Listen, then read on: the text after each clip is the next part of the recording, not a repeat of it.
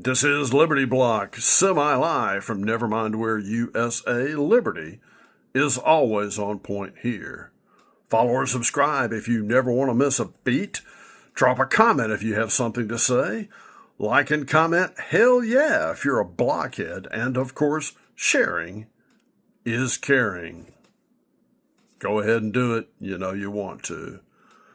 When a former top Democrat opines from his hospital bed, if you're a leadership Democrat, you might want to pay attention. There was an interesting article yesterday in the New York Times entitled, "Barney Frank in Hospice Has Advice for the Democrats." In the article, he says the quiet part out loud, and for once, he's not wrong about his own party. Even from the hospice bed, he is acknowledging what conservatives have argued for years. Democrats aren't losing because voters have suddenly become extreme. It's because the party has moved far outside what most people consider reasonable. When you can't define a woman, ladies and gentlemen, you're not reasonable. When Frank talks about drastic social reconstruction, he's describing an agenda driven by hard left ideology. His core point is obvious to everyone who's not a member of the squad or a radical. Democrats lose every cultural issue when it becomes about a purity test. We've seen that play out in the left's fascination with gender ideology, government-run health care, and race-based policymaking. If you're a fan of liberty, we are here. This is what happens when centralized power and forced consensus take priority over individual freedom and open debate. The Dems love debate framed by their policies. Any disagreement outside that becomes a moral failure, and moderates feel shunned. They vote. Frank admits mainstream Democrats are afraid to speak up right now because they don't want to be primaried. When a party is driven by such a small and narrowly focused activist base, it loses broad appeal, and they can say goodbye to the moderates. That seems to be what is occurring now. He makes a smart tactical point as well: build public support first, then push further. But it reflects something conservatives already knew and understood. Lasting change comes through persuasion, not left-splaining and forced guilt.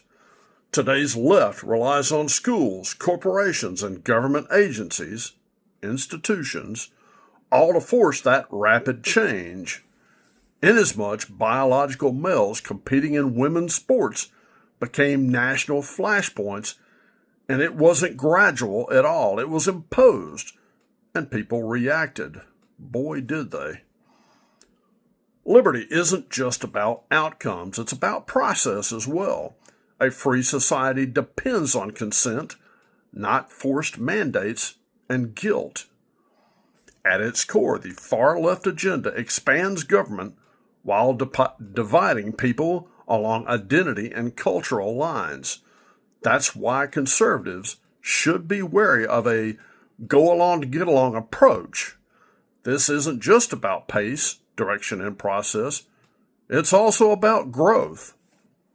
Incremental growth is still growth.